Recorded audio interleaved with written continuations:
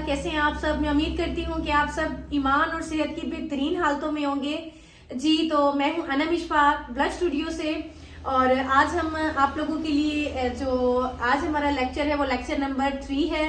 Lecture number 1 और 2 आप लोगों के साथ शेयर कर दिया गया है। यूट्यूब पे इसकी डिटेल वीडियो है और इंस्टाग्राम, टिकटॉक, फेसबुक, इन तमाम जो है प्लेटफॉर्म्स पे भी हमारी पार्ट्स में ये वीडियो आ चुकी है, बट इसकी मुकम्मल वीडियो जो है वो यूट्यूब पे है। ठीक है, आप सब जो हमारे चैनल पर जो लोग न्यू हैं तो काइंडली उनसे रिक्वेस्ट है कि वीडियो को स्टार्ट करने से पहले आप लोग वीडियो को सब्सक्राइब कर लें, चैनल को सब्सक्राइब कर लें, वीडियो को लाइक करें। और जितने भी वो स्टूडेंट्स हैं, वो लोग हैं जो कि कलर की थ्योरी जानना चाह रहे हैं, केमिकल वर्क सीखना चाह रहे हैं, उनके साथ इसको लाजमी शेयर भी कर लें।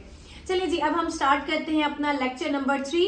लेक्चर नंबर 3 से पहले हम अपना स्टार्ट करने से पहले लेक्चर नंबर 2 को जो है थोड़ा सा रिवाइज करते हैं। लेक्चर नंबर 2 में हमने क्या चीजें डिस्कस की थी, उसमें हमने डिस्कस की थी हेयर स्ट्रक्चर। हमने डिस्कस किया था अपना हेयर स्ट्रक्चर में जो था वो टोटली हमने डर्मल पैपिला हो गया, हेयर फॉलिकल हो गया, उसके मसल्स को हमने डिस्कस किया, हेयर के मसल्स किस तरह से काम करते हैं, स्पेशियस ग्लैंड को हमने डिस्कस किया, और उसके अंदर जो उसका एक बेहतरीन हमारा ओरिजिनल कंडीशनर जिससे नेचुरल कंडीशनर है सीबम, उसको हमने डिस्कस किया। एंड उसके अलावा जो था एक चीज मिस हो गई थी, वो ये थी कि हेयर फॉलिकल जो है वो बाल के अंदर होता है। ये देखें, ये है हमारा बाल, सिंपल। ठीक है, मेरी ड्राइंग अच्छी नहीं है तो बस सिर्फ आप समझें ये सिंपल है। ठीक है, ये बाल है हमारा, और जो ये बाल है और ये बाहर जो एक होल आ रहा है, this is called hair follicle.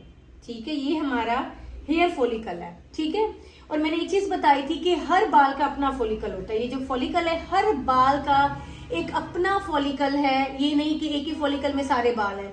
ठीक है, अब एक चीज जो मैं लेक्चर नंबर 2 में जो इसकी रिलेटेड थी बताना थोड़ा मिस हो गया, वो ये थी कि जो फाइन हेयर होता है उसका फॉलिकल, ये देखें, ये हमारी एक लेयर आ गई है। ये जो बाल है, जो सीधा फाइन बाल है, उसका फॉलिकल भी सेम वैसे ही होगा। ठीक हो गया।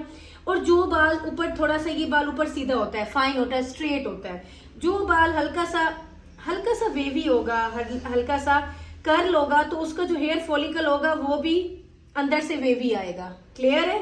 और जो बहुत हमारा कोरस हेयर होगा इस तरह का, तो उसका भी बिल्कुल ऐसे अंदर से फॉलिकल, उसका सारा जो है वो बिल्कुल सलांट पोजीशन में होगा। तो एक चीज के जो बाल जिस कंडीशन में होगा, उसका एंड में हेयर फॉलिकल भी उसी तरह का होगा। ठीक है, ये चीज थोड़ा पॉइंट रह गया था जो मैंने आप लोगों के साथ अब डिस्कस कर दिया। बाद हमने अपना हेयर स्ट्रक्चर जो है वो डिस्कस किया था, जिसमें मेडुला हमने लेक्चर नंबर 1 में डिस्कस किया था, और उसके बाद हमने कोर्टेक्स और क्यूटिकल को हमने किया। क्यूटिकल में ये हमने डिस्कस किया कि जितनी लेयर्स क्यूटिकल की होंगी तो उतनी ही आपका जो बाल है वो स्ट्रॉन्ग होगा। और कोर्टेक्स को हमने काफी डीप जो है उसको भी डिस्कस किया कि बेसिकली जो भी हम काम कर रहे होते हैं वो कोर्टेक्स पे कर रहे होते हैं। चलिए जी, अब लेक्चर नंबर हम 3 स्टार्ट करते हैं। लेक्चर नंबर 3 बहुत इंटरेस्टेड होने वाला है, आप सबको बहुत मजा आने वाला है। इसमें जो टॉपिक्स हम डिस्कस करेंगे, जो चीजें डिस्कस करेंगे, वो हम करेंगे नेचुरल हेयर्स, जो नेचुरल कलर्स हैं हमारे बालों के, नेचुरल पिगमेंट्स हैं हमारे बालों में, उसको हम डिस्कस करेंगे बेसिकली। और उसके अलावा हमने पहले एक फिजिकल स्ट्रक्चर डिस्कस किया प्रॉपर, जिसमें आया था कोर्टेक्स, मेडुला और cuticle. This is called physical structure. लेकिन आज हम पिगमेंट के बाद जो चीज डिस्कस करेंगे वो होगी केमिकल स्ट्रक्चर ऑफ हेयर्स। ठीक है, इनके बारे में बात करना भी बहुत जरूरी है। वो क्यों, जब हम केमिकल स्ट्रक्चर पे आएंगे इसको तभी हम डिटेल से डिफाइन करेंगे। सो हम चलते हैं हेयर पिगमेंट्स की तरफ कि बेसिकली ये हेयर पिगमेंट कहाँ से आते हैं, अंडरकोट पिगमेंट कहाँ से होता है। तो मैंने एक चीज बताई थी आप लोगों को, डर्मल पैपिला। ठीक है, डर्मल पैपिला का मैंने आप लोगों को बताया था वो क्या था, जिसे एक जड़ हमने कंसीडर किया, जिसका अपना कलर नहीं होता, ट्रांसपेरेंट सा होता है, जिससे खुराक जाती है अंदर बाल में। जी, मैंने आप सबको बताया था कि डर्मल पैपिला के अंदर पिगमेंट वो पाया जाता है जिसे मेलानिन कहते हैं। और मेलानिन जिस मादे से मिलकर बना है इसको कहते हैं मेलानोसाइट्स कहते हैं। इसकी बेसिकली 2 से 3 टाइप्स है, लेकिन हम यहाँ आज जो डिस्कस करेंगे वो सिर्फ 2 टाइप्स को करेंगे जो कि कॉमन है, जिनका वाकई काम बनता है हमारे साथ, तो हम उनको डिस्कस करेंगे। तो मेलानिन की जो है वो 2 टाइप्स होती हैं। ठीक है, यू मेलानिन और फ्यू मेलानिन। ठीक है, यू मेलानिन और फ्यू मेलानिन, ये जो मेलानिन है इसी से ही तयन होगा इस बात का कि हमारे बाल का कलर क्या है। जो कलर बेस्ड जिस चीज पे बेस करता है वो हमारे मेलानिन पे करता है। अब इसकी भी दो टाइप्स हैं, यू मेलानिन और फ्यू मेलानिन। यू मेलानिन क्या है, ये यहाँ पे देखे ना मैंने यू मेलानिन को इस तरह से किया है बी यानी कि यू मेलानिन वो कलर्स हैं, ये गहरे रंग का एक मादा होता है, यानी कि ब्लैक ब्राउन शेड्स में आप इसको लेके जा सकते हैं। इसको समझना बड़ा आसान होता है, इसे केमिकल तौर पे टैकल करना बहुत इजी है इस यू मेलानिन को। और इसके जो कलर बेस्ड हैं वो हैं ब्लैक ब्राउन की टोन में आते हैं और केमिकल वर्क बहुत इजी होता है इस पे निस्बत फ्यू मेलानिन के। तो जो यू मेलानिन है निस्बत फ्यू मेलानिन के, इसको टैकल करना केमिकल तौर पे जो प्रोफेशनल है वो समझ सकते हैं कि यू मेलानिन को टैकल करना फ्यू मेलानिन की निस्बत इजी है, क्योंकि इसमें जो नंबर्स आते हैं वो हैं देख लेना ब्लैक ब्राउन टोन में आता है। ब्लैक ब्राउन टोन आप किसी भी शेड कार्ड पे लें तो 1 से लेकर 5 से 6 तक के नंबर आते हैं। इसको टैकल करना बड़ा इजी होता है। जैसे एशियन बाल हो गए हैं, जापान के, कोरिया, चाइना, थाईलैंड और इसके अलावा इंडिया है, बांग्लादेश है और सऊदी अरब हो गया, मिडिल ईस्ट का जो सारा एरिया आता है वो इसी बालों में आएगा। ब्लैक ब्राउन कलर का डार्कर कलर्स में आएंगे, 6 लेवल तक उसका कलर चला जाएगा। ये जरा गहरे रंग के कलर्स होते हैं जो यू मेलानिन में आते हैं। ये 2 कैटेगरीज हैं, ठीक है ना। तो जो यू मेलानिन है ये डार्कर में आएगा, ये कुदरती नेचुरल कलर्स में ज्यादातर आता है और इसको टैकल करना बड़ा इजी होता है क्योंकि हम 0 से लेकर इस पर काम कर रहे होते हैं, ठीक है। अब आते हैं, हम डिस्कस करते हैं फ्यू मेलानिन। तो आर और वाई क्या है, ये रेड और येलो, इसमें जो पिगमेंट ज्यादा पाया जाता है वो रेड और येलो है और इसको टैकल करना निस्बत यू मेलानिन की थोड़ा सा मुश्किल है, क्योंकि जो टेक्निकल है वो समझ सकते हैं कि जब हमारा ऑरेंज और रेड पिगमेंट आता है तो उसको न्यूट्रलाइज करना, कट करना बड़ा हमारे लिए एक टफ टास्क होता है, ठीक है ना। ये लाइट कलर्स में होता है, 7 से ऊपर तक के कलर्स होते हैं। इसको डिटेल इंशाल्लाह आगे पढ़ेंगे इसकी ना। इसको थोड़ा सा निस्बत यू मेलानिन के टैकल करना मुश्किल होता है, ठीक है। ऐसे समझ लें जो यू मेलानिन है वो बाल के बाहर की लेयर है और फ्यू मेलानिन बाल के अंदर का पिगमेंट है। तो अंदर का पिगमेंट को टैकल करना मुश्किल होता है निस्बत बाहर के पिगमेंट पे, क्योंकि उस पे हम डी कलर करके उसको जल्दी से उस कलर पर लेके आ सकते हैं। फ्यू मेलानिन जो ऑरेंज पे अड़ जाता है उस पे काम करना हमारे लिए बड़ा मुश्किल हो जाता है, ठीक है। तो हमने जो हेयर पिगमेंट है मेलानिन, उसकी 2 टाइप्स हैं, यू मेलानिन और फ्यू मेलानिन। क्लियर हो गया, ठीक है। और यू मेलानिन क्या होगा, डार्कर कलर में आएगा और फ्यू मेलानिन लाइटर में आएगा। इज दैट क्लियर, ठीक है। अब हमने इस चैप्टर को समझ लिया। अब हम आएंगे hair chemical structure of hairs, ठीक है। पहले हमने क्या फिजिकल स्ट्रक्चर डिस्कस किया था, आज हम जो डिस्कस करने जा रहे हैं वो है chemical structure of our hairs, ठीक है। इसको क्यों पढ़ना जरूरी है, इसको पढ़ना इसलिए जरूरी है क्योंकि हम जितना भी केमिकल प्रोसेस कर रहे होते हैं हम इन्हीं पे ही तो कर रहे होते हैं। अगर इनके बारे में जान लेंगे तो हम कहीं भी आसानी से इस पे काम कर सकते हैं। जो ब्लेंडर्स कर रहे हैं आज भी और शुरू से होता आ रहा है वो क्यों हो रहे हैं, क्योंकि हमारे पास नॉलेज नहीं है। जब मुकम्मल नॉलेज होगा तो हम किसी भी तरह के बालों को इजीली टैकल करेंगे। सो हम जो है केमिकल स्ट्रक्चर को डिस्कस करते हैं। इतना ज्यादा ब्रीफ नहीं करूंगी कि आप सब जो है परेशान हो जाए, नॉर्मल करूंगी, क्योंकि जो साइंस पढ़े हुए हैं, जो केमिस्ट्री की लाइन में है उनके लिए फिर इजी होता है, लेकिन जैसे नॉर्मल हैं, जैसे प्रोफेशनल हैं, चाहे वो टेक्निकल इसमें हो, तो उनके लिए इतना डिटेल में जाना ना ही जरूरी है और ना ही इसको जो है वो इजीली कर भी सकते हैं। तो आज सिर्फ उतना डिस्कस करेंगे जितना हमारी फील्ड के लिए जरूरी है। क्लियर। आज जो चीजें डिस्कस करेंगे, peptide bond, disulphide bond, hydrogen bond, salt bond और शुगर बॉन्ड, हम इनको डिस्कस करेंगे, ठीक है। डिस्कस पेप्टाइड बॉन्ड्स, ठीक है। पेप्टाइड बॉन्ड्स क्या काम करते हैं।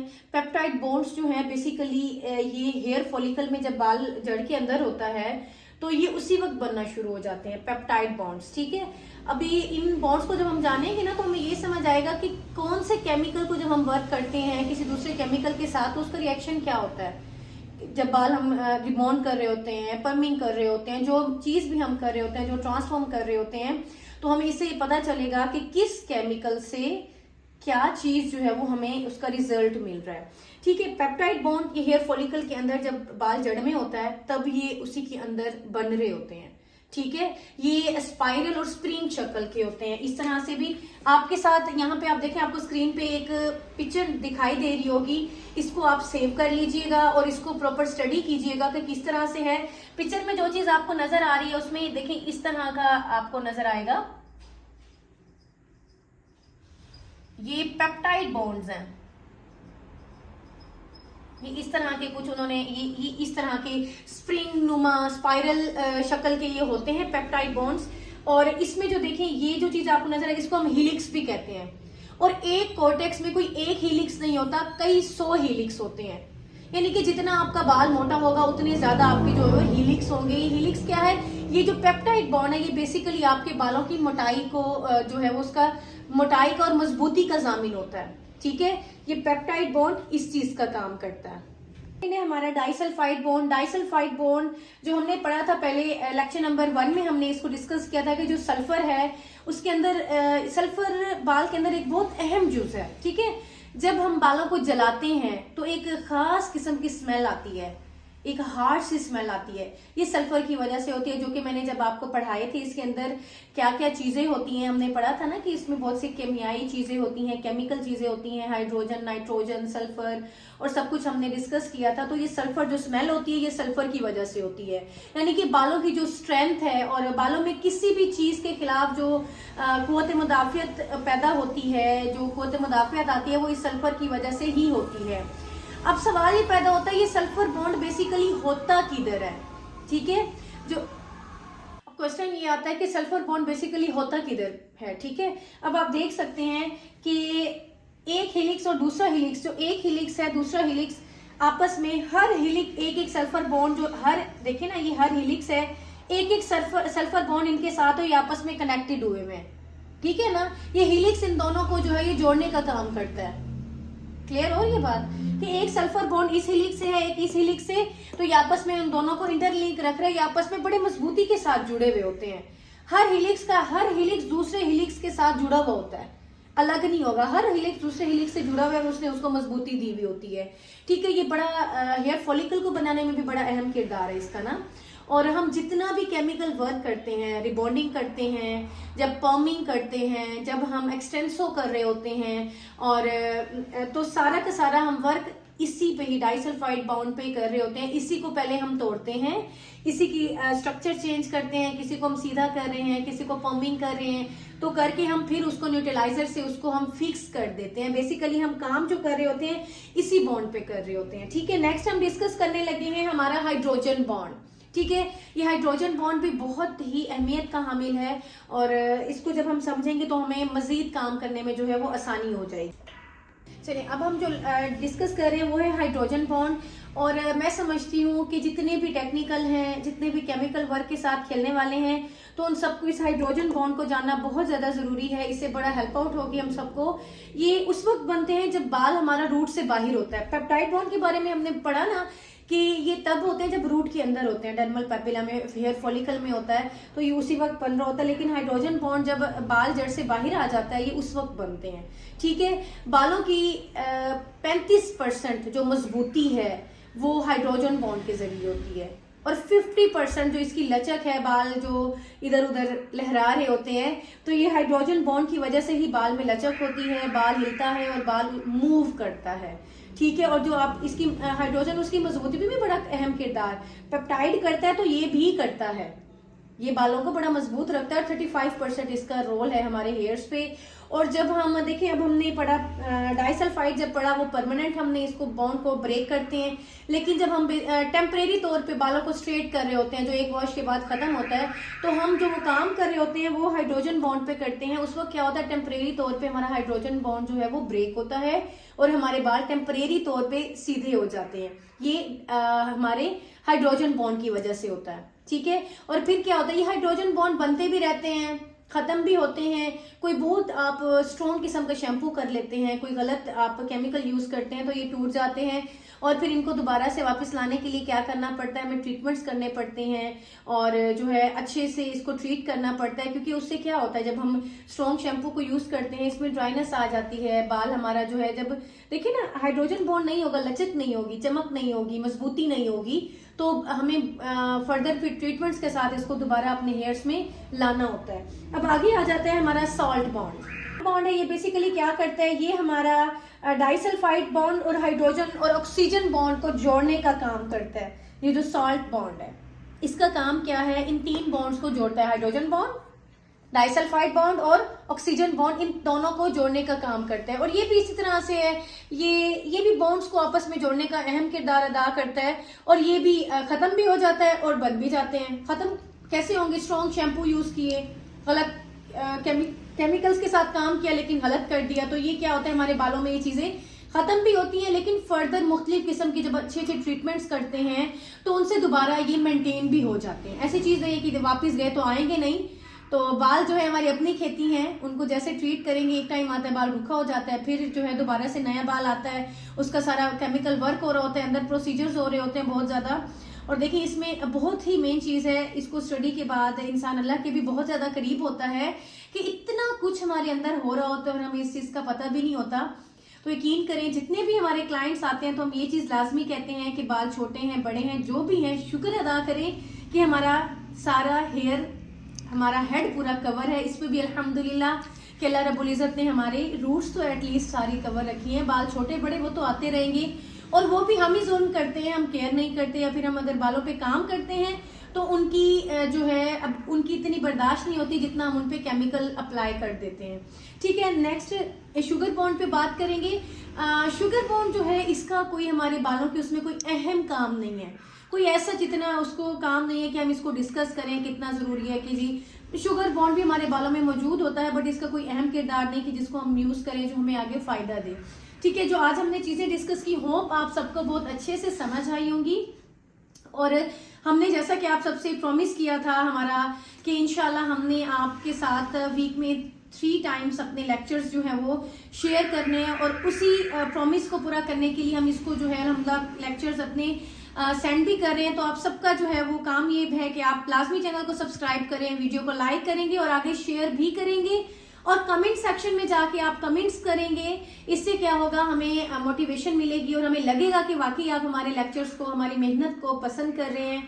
और क्योंकि इसके लिए स्पेशल मुझे टाइम निकालना पड़ता है, हमारी पूरी टीम को टाइम निकालना होता है, इसको रिकॉर्ड कराना और आपके सामने एक अच्छा सा लेक्चर देना, ये टाइम टेकिंग है। सो ये आप सबकी डिमांड पे है, आप सब जो है मोटिवेट करेंगे कमेंट्स करके, और बिल्कुल जो नोट्स बना रहे हैं आप लोग हमें इंस्टाग्राम पे टैग करेंगे इंशाल्लाह।